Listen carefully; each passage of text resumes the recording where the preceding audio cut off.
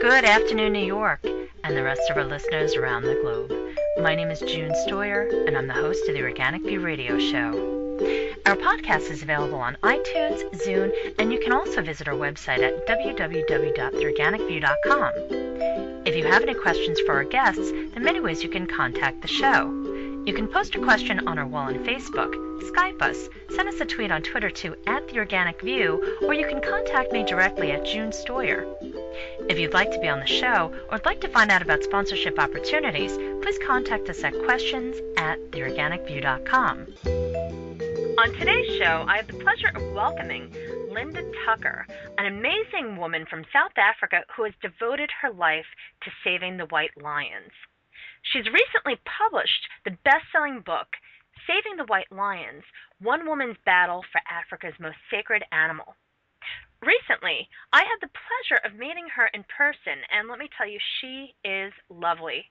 When you read Saving the White Lions, you'll be able to take a closer look and actually experience a glimpse of her precious but most sacred world as she continues her mission to save these beings.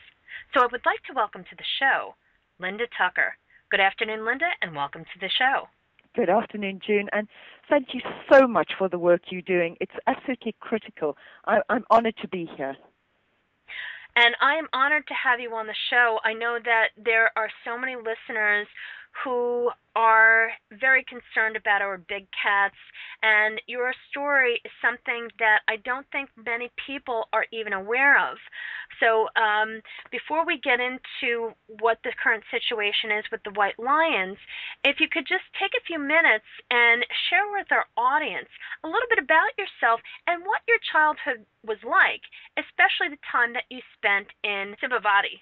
Well, my childhood was growing up in South Africa, which was in the state of apartheid at that time, which basically was a system which prejudiced 90% of the inhabitants of that country, and it was a very racist system, lots of injustice.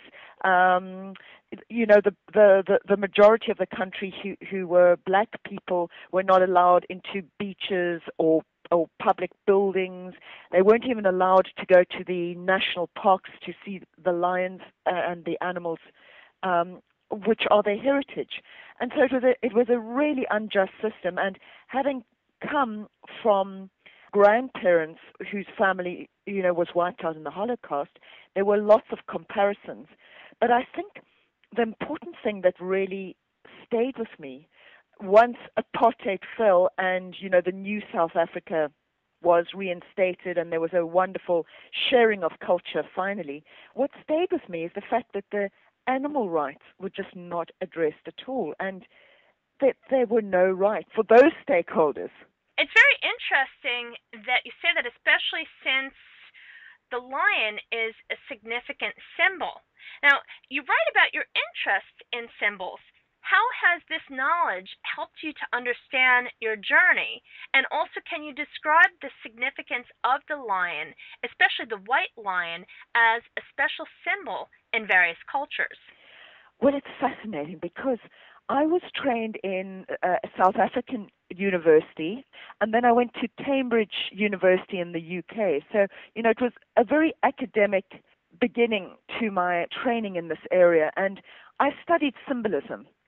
And so when I started working with lions, and that's a big story, as you know, when I started working with lions, I uncovered the real meaning behind them, the symbol of the lion, as well as the real crisis behind the real lions that are struggling to survive in our times. So the symbol of the lion, throughout history, throughout cultures, is one clear, radiant symbol, and that is leadership, kingship. All the African kings were associated with lions, and it's the same with the kings throughout Europe and so on. But it goes deeper than that. It's quite a long story. It's also associated with gold. So gold is called the lion of metals, and the lions are the guardian of gold, and so on. But the white lions are not only the kings, they are considered the king of kings. They are the spirit lions, or sometimes known as the lions of God in the region. This whole story plays out in my life. The region you refer to, Simbavati. And just again on the question of symbolism, Simbavati, you hear the word Simba, meaning lion, and then Vati means to come down from the heavens. So the place where the white lions were born, which is one place only on earth, is called the place where the star lions came down. Can you explain what the meaning of star lions is? Well, it really is a very profound mystery. These animals are the stuff of myths and legends. They are believed to be the most sacred animals on the African continent, and they originated in this one place, which was believed to be a sacred site. It just so happens, if you think this is a coincidence, that this one place where they were born aligns exactly with the great Sphinx of Giza, humankind's greatest lion riddle. So how is it that the white lions, believed to be the star lions, are born in the exact place on earth that aligns with humankind's greatest lion riddle? I call that the mystery of the white lions, and it goes deeper and deeper and deeper. We could spend a lot of time talking about this. It's interesting. You wrote, "Nothing is supernatural. It's all entirely natural. That's true magical." That is such a powerful statement. And throughout the book, you really have some incredible thoughts that you have put on paper. And I think the readers will really appreciate all of your thoughts, especially your philosophy about nature, about how we are all connected. Can you talk a little bit about the disconnection that is present with the human species, and also how people are becoming more reconnected thanks to the animals? Yes, well, humanity is disconnected from nature and from the meaning, the real symbolic meaning behind things. Because when you know nature, as I do, everything is meaningful. There are no chance events because God is present in nature. That's the truth. So one of my great teachers, and I've worked with some very great indigenous African elders who hold a lot of secret knowledge that they shared with me.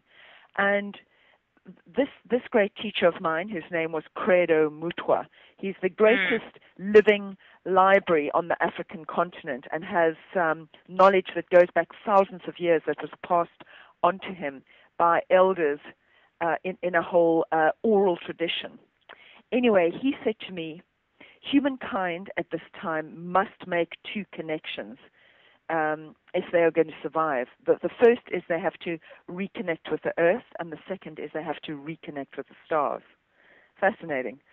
Anyway, I think humankind is starting to do that because people are waking up to the fact that everything arises from the earth, all the food that we eat. All the animals, those of us who still eat, who are not just vegetarian, those animals eat from the plants, from the earth. It all arises from the earth. So, no intelligent species destroys the earth when that's what sustains us. And people are waking up to that. They're also waking up to the stars because astrology, the meaning behind things, is a profound knowledge that has existed throughout time and is still applicable today. And you'll find more and more people are consulting astrologers and finding that there is a link between the cosmos and events that take place on Earth. Thank you. Can you talk about Maria Cosa and how you came to meet this extraordinary woman? Well, that's okay. I was in advertising and marketing in the glamour world at the time. I had finished at Cambridge University, and I was yeah, I was in Paris and all the fashion centers of Europe, and then I took a holiday back to South Africa, to the place of my origin, this place called Simbavati, where these legendary lions were supposed to have roamed, although I had never seen them. Very few people had seen the snow white lions of that region. And a very strange thing happened that night. A group of us got trapped in the middle of a pride of lions, very angry pride of lions, who had surrounded us and were threatening us. There were 24 lions. It was very dangerous. We couldn't get out of that situation. People were panicking. They were behaving like prey. And of course, cats, when humans behave like prey, cats behave like predators. So it was incredibly dangerous. But then what happened was that this woman came walking on foot, carrying a baby on her back, was strapped to her back in the way that that indigenous people do in that part of the world, the Tsonga people. And she came walking straight through the lions and calmed the lions and came to my rescue. It was the most miraculous event of my life. And I later learned that her name was Maria Cosa, the Lion Queen of Simbavati, and she was from a long lineage of lion priestesses, medicine people from that part of the world, and she had the knowledge of communicating with lions, basically through love and respect, through treating them as her own family. So that was a total near-death experience that kind of woke me up, and I started living for the first time in my life. Mm. And it's interesting because although you did not speak her language, Shangaan, is it? That's right, Shangaan. Nor did she speak English. Correct. You communicated, and it was just interesting to learn about how your relationship came about and how she truly became your mentor, even though there was the language barrier. And I think the fact that you were able to learn so much from this extremely blessed woman, the fact that you could also utilize the same skills, if you will, to communicate with the animals and understand what these beings were going through, and also help you further yourself along on your journey to protecting this species. Yes, isn't that amazing? Obviously I said to her, how is it that, you've chosen me? Because that's what that wake-up call was about. It was a way of waking me up and making sure that I really started to live and wasn't just living an artificial life. I know it's very glamorous, but it was totally artificial and totally out of touch with reality, which is that our Earth is in a lot of trouble because humans have contaminated, all our life. I have contaminated the Earth.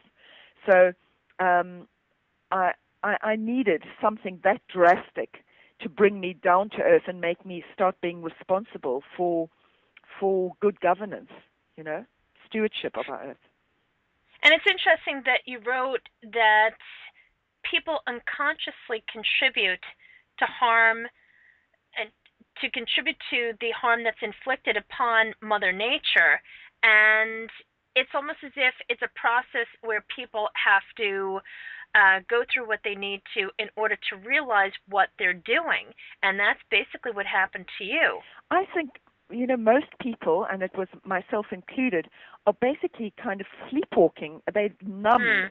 They're ignorant, and they don't want to know because the horror is so bad that they'd rather just, keep ticking over and not know the truth. And in fact, however challenging the truth is, it is a much better condition to know about it because it's being alive and it's being connected and reconnected with nature and realizing that there's a force in nature, as we were saying. There is a divine presence, which is the Creator, who created this incredible earth that we are meant to be governing responsibly, not killing. So however serious the crisis, it's better to know about it and suddenly become agents of change, effective agents of change. You also wrote, quote, everything in nature carries significance. One simply has to know how to read the signs. That is such a profound statement. I truly appreciated the fact that you wrote that, and it really, really says a lot about how people go on this journey in their life and how they evolve from the lower vibrational existence to a much higher level. Right, absolutely. And I think, I can share with our audience one of the most profound moments in my life, and that was the realization that these incredibly magnificent animals, who are believed to be sacred with good reason, were being killed by trophy hunters from around the world. They were being stolen from the wild. They were being sent to zoos and circuses in every corner of the globe, and that includes Siegfried and Roy in Las Vegas. That's where they got their lions. And so terrible things were happening to them, but the worst of all was that they were put into cages, breeding camps, speed breeding camps, where they were being bred to be killed as trophies in these cages. It's hard to believe this has been going on and is legalized in South Africa. So the situation, the crisis today, is that there are more lions in cages in South Africa than there are in the wild. That's the statistic. Wow. Scary and horrendous. I know we're going to come to this in a moment, I'm sure, because, this is the truth that everyone would like to know about, as well as the beautiful side that offers us hope. So I was actually going to get on to that side. This was the terrible crisis that was presented to me when I was rescued from the lions by Maria, and she told me what had been going on in this region. And I said to her, well, how are we going to save these lions? And she said, no matter what people do to try and destroy nature, God is stronger, and God will show the sacredness that still exists in nature. And she said to me, there is going to be a lioness born in a place of great sacred significance to humanity, but you need to look out for the signs. We were talking about signs a moment ago, and she said, you need to look out for the signs. And I, of course, didn't know what she was referring to, but shortly afterwards, a little white lion cub was born in Bethlehem on Christmas Day in the year 2000, and I couldn't ignore the signs. I contacted her and I said, this is what's happened. And she said, that is the sacred lioness that Africa has been waiting for. But the horrible truth is that Bethlehem in South Africa is the center of this notorious trophy hunting industry where endangered animals are bred in cages to be killed in cages. It's known as canned lion hunting. So there was a sign, loud and clear, that nature, that God exists in nature, and yet humans are so out of touch with, the true value of things that it was a horror camp. It was my worst nightmare.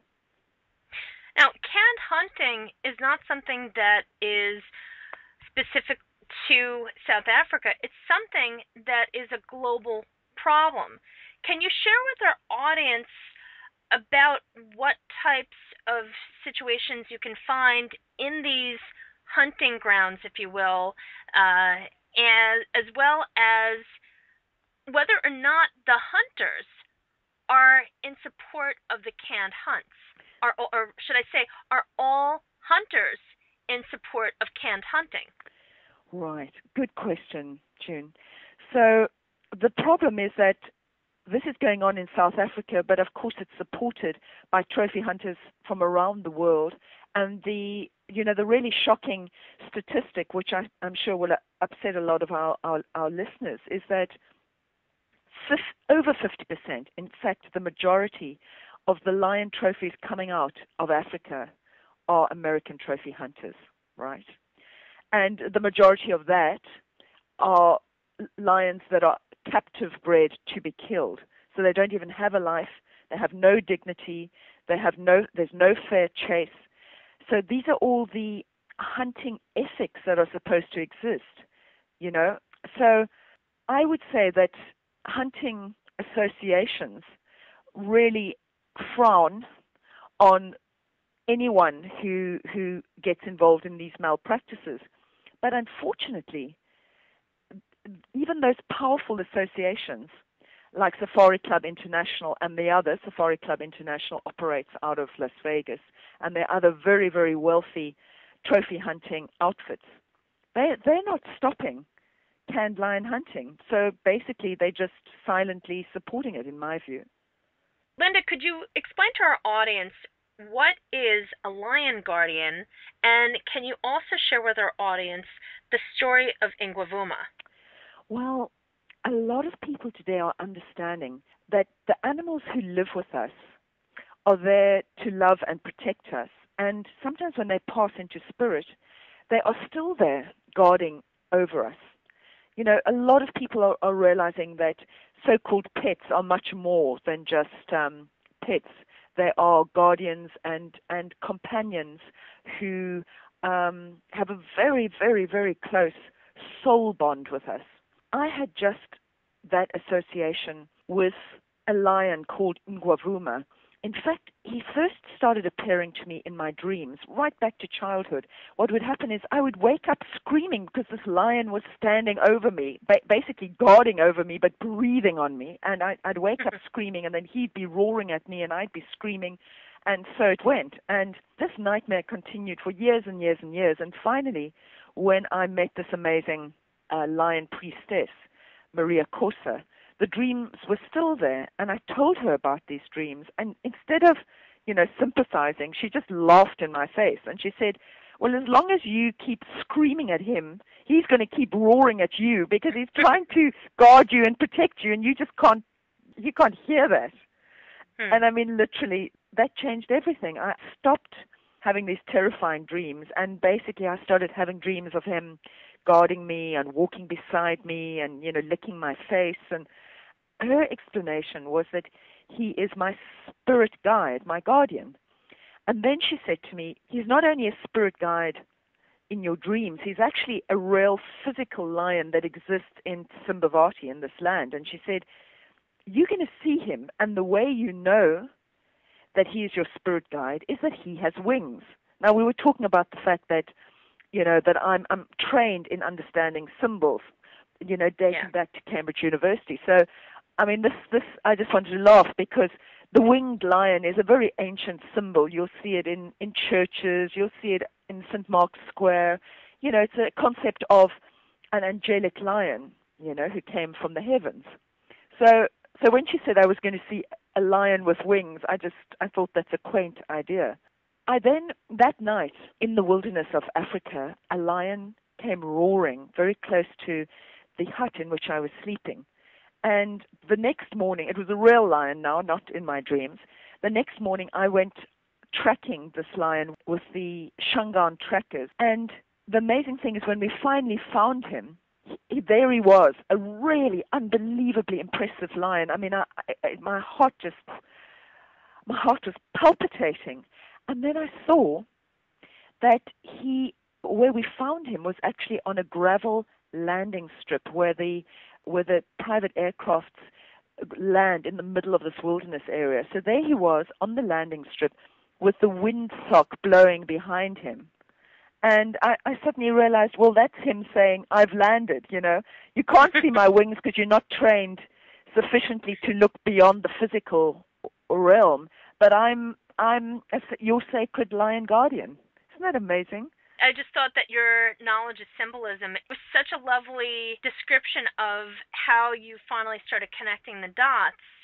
And then when you also go into more detail about how he leaves the physical world.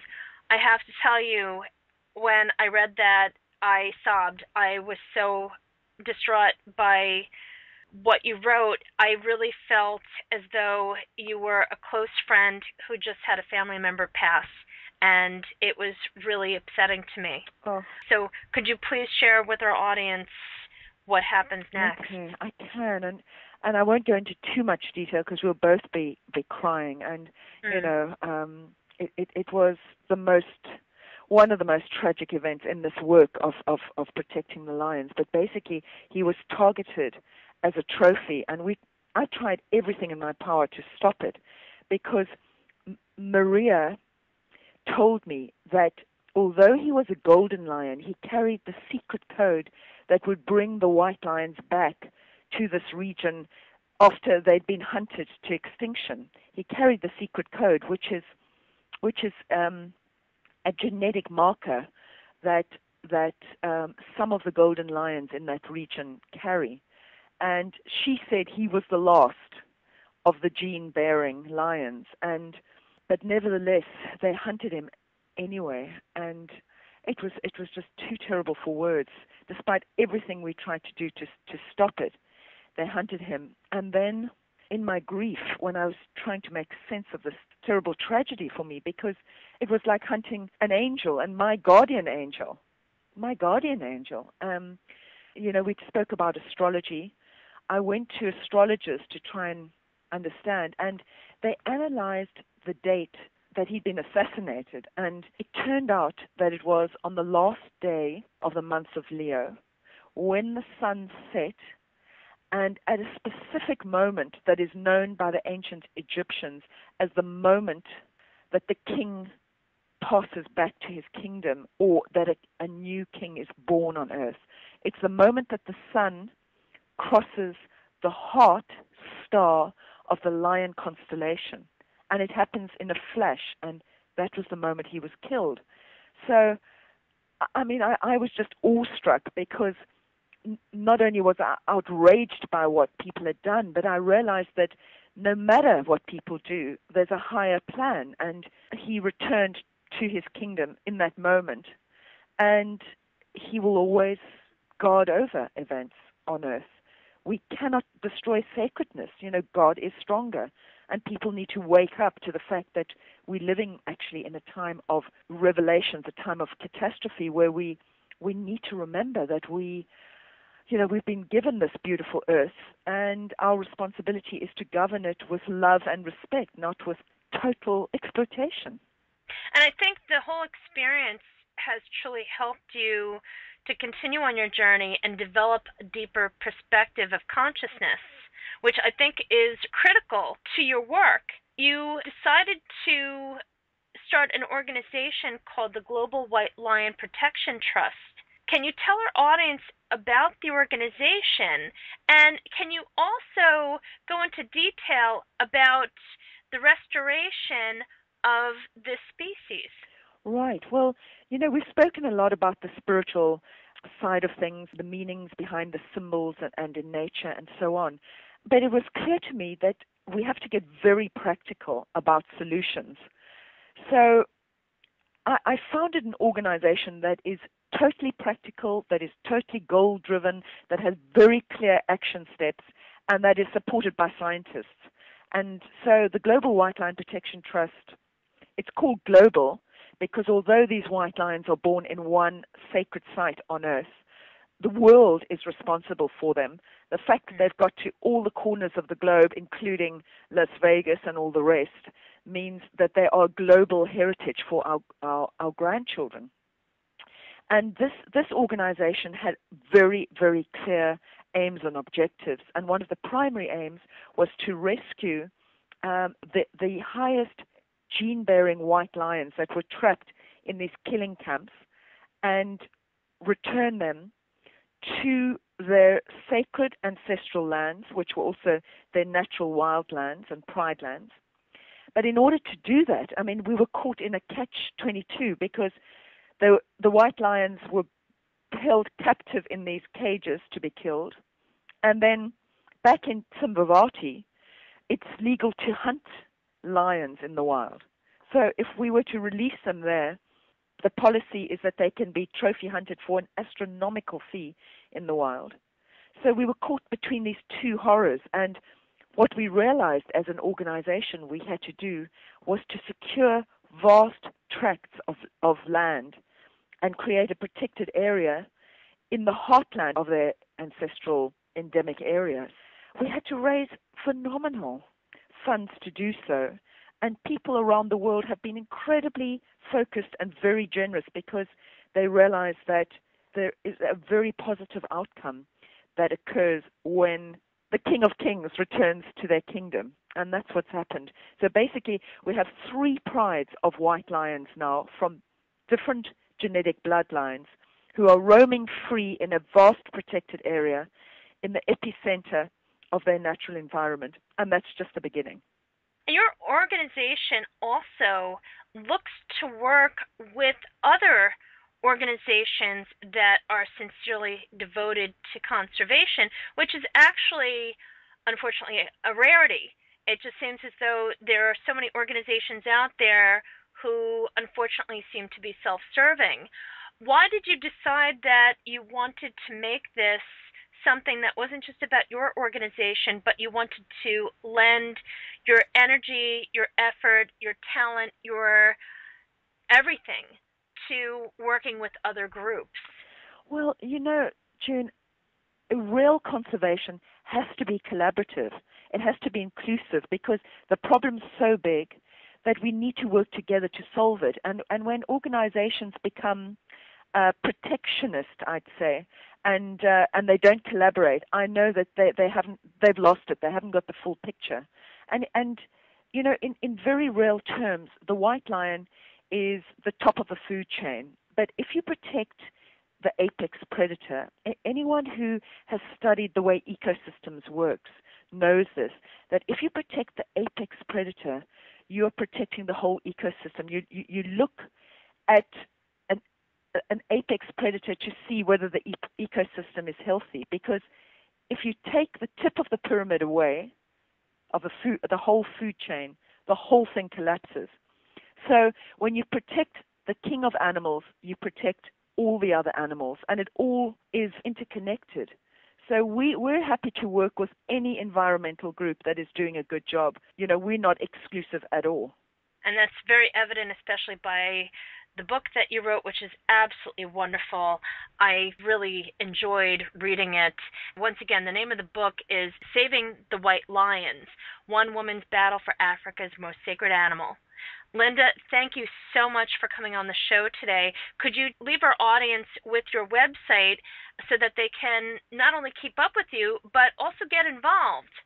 I certainly will do. And just to add that, yes, my book, the subtitle is One Woman's Battle for Africa's Most Sacred Animals, Saving the White Lions. Well, yes, it is my story. I share it with everyone. I want to encourage everyone to follow your lion heart and to activate you to make your difference in your own unique way. So it's no longer one woman's battle. It's a collaborative campaign in which all of us work together, those of us who really becoming conscious at this time and connected, as we're saying. We work together to save the earth. So that's what the book's about. And you can go onto my website, which is whitelions.org. There are many ways in which you can assist. Of course, donations are incredibly welcome. And one way in which you can donate by PayPal is for a meter of predator-proof fencing, because this protected area that we've created has to have predator-proof fencing and poacher-proof fencing so that the lions are safe. That's a relatively small contribution, but it makes a huge difference. You can also visit our project. It's not open to the public, but it is open to special individuals and special tours. And you'll see there are other ways in which you can assist. Also, if you sign our petition to save the white lions, there's no law currently that protects the white lions. If you put your name to our petition, which is on our website, whitelions.org, you will be contributing to the campaign to have them protected by law. And if you buy my book, every sale of my book, everything that comes to me goes straight to the lions. And also it is recorded that it is another person who would like the white lions protected. So every sale supports the efforts. June, thank you so much. I really appreciate being on your show, and I really appreciate everything you're doing significantly with all the key issues in our times. It's my pleasure, Linda. And I just want to make one more comment. Folks, Linda also has launched a campaign against can hunting. And so look for the information on her website, and also check out a video that she recently did that explains what can hunting is and why you really need to get involved to end this madness. Linda, thank you so much. And folks, thank you so much for tuning in. This has been June Stoyer with the Organic View Radio Show. Have a great afternoon, everyone.